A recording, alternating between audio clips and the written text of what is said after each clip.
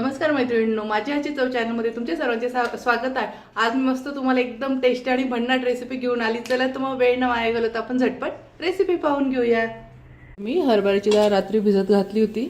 आता 3-4 पाण्याने स्वच्छ धुवून मी अर्धी मिक्सरच्या भांड्यात टाकलेली आहे दळण्यासाठी, बघू शकतात। आणि एवढी डाळ मी अख्खी काढून ठेवलेली आहे। चला तर मग आधी आपण ही डाळ थोडीशी आहे ती दळून घेऊया। त्यात हिरव्या मिरच्या टाकून घ्यायच्या आहे, चवीनुसार टाकायच्या आहे, तुमच्या मुलांना किंवा तुम्हाला जेवढं तिखट फिक्क पाहिजे त्यानुसार। आता हे आपण पहिले मिक्सरला दळून घेऊ।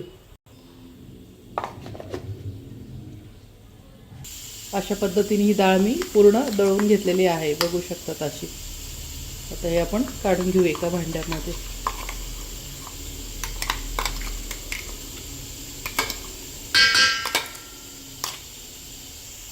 आता ही चणा डाळ पण याच्यातच अख्खी जी आपण काढून ठेवलेली आहे ही वाली, तर ही पण यातच टाकून घ्यायची आहे।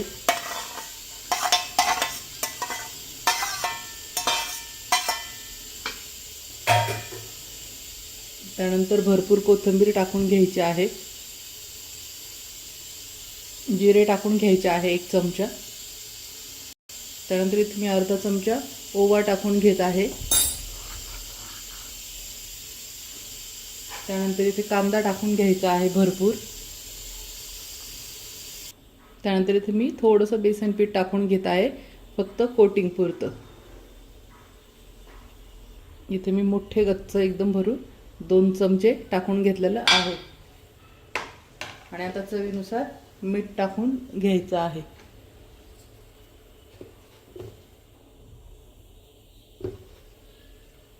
आता हे चांगलं कालून घेऊया। थोडी हळद पण टाकायची आहे, आता आपण थोडीशी हळद टाकून घेऊया। आता यामध्ये पाणी न टाकताच आपल्याला असं भिजवून घ्यायचं आहे।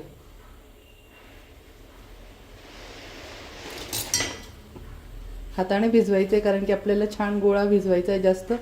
आपण जसं भज्यांना पीठ भिजवतो किंवा वड्यांना तसं नाही भिजवायचं आहे।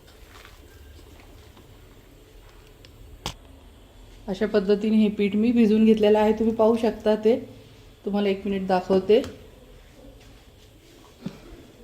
हे अशा पद्धतीने आहे, म्हणजे हे भज्यांसारखं पण नाही आहे आणि आपण बटाटे वडे बनवतो त्याच्यासारखं पण नाही, आणि डाळीचे वडे करतो त्याच्यासारखं पण नाही।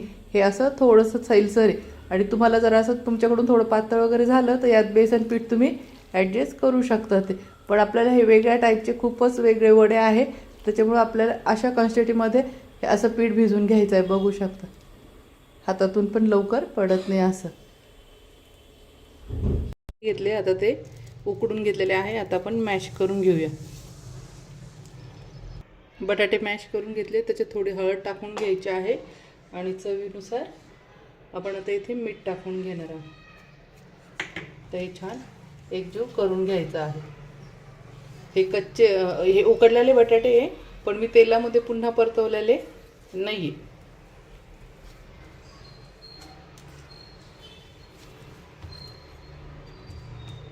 अशा पद्धतीने आता आपण छोटे छोटे गोळे करून घ्यायचे आहे।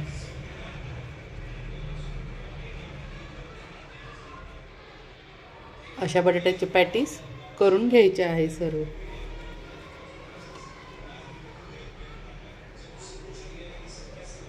अशा आता आपण सर्व पॅटीस बनवून घेऊया।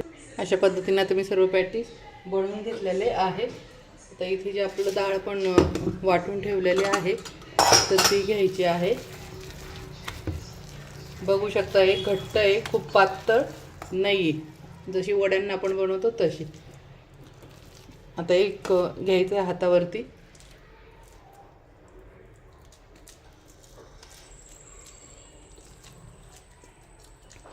अशा पद्धतीने सर्व कोटिंग त्या पॅटीसला लावून घ्यायचं आहे।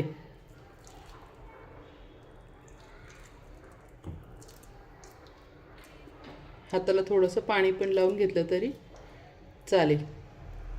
आता हे गरम तेलात सोडायचं आहे। इथे कढईत मी तेल तापायला ठेवले आणि पाहू शकता तुम्ही, अशा पद्धतीने सर्व लावून घेतलेलं आहे। आता सर्व वड्यांना आपण पीठ लावून घेऊया पॅटीसला। असं हाताला पाणी लावून घ्यायचं आहे, म्हणजे हाताला पीठ चिटकणार नाही। हे हाताला बिलकुल पीठ चिटकलेलं नाही आणि पॅटीसला अशी कोटिंग करून घ्यायची आहे.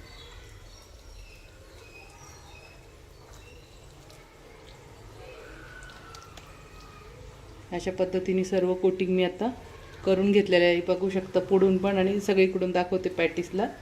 आता पुन्हा हे आपण तेलामध्ये सोडून घ्यायचं आहे. बाकीचे पण पॅटीस आता आपण करून घेऊया.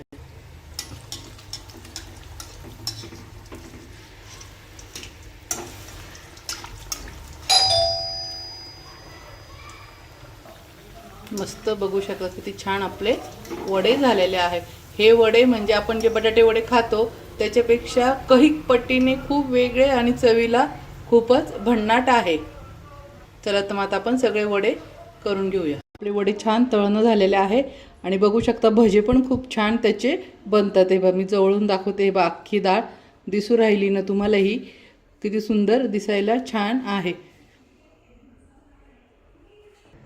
तर मैत्रिणींनो एकदा नक्की ट्राय करा. ही खूप खूप वेगळी रेसिपी आहे. आपण नेहमी बेसन पिठाचे वडे बनवतो त्याच्यापेक्षा काही पटीने ही खूपच वेगळे आहे आणि चवीला खूप भन्नाट आहे. तर तुम्हाला वडा आवडतो की पाव वडा आवडतो मला कमेंटमध्ये सांगायचं आहे. मस्त त्यानंतर आपल्या मस्त हिरव्या मिरच्या छान तळल्या आहे. आता मस्त खा आणि मस्त राहा. चला तर मग झटपट तुम्ही पण बनवायचे आहे. मस्त उन्हाळ्याच्या तर संध्याकाळी छानपैकी हलक्या भुकेला. आणि मला कमेंटमध्ये सांगा की तुम्हाला पाव वडा आवडतो की वडापाव. बाय मैत्रिणींनो, मस्त खा आणि मस्त राहा.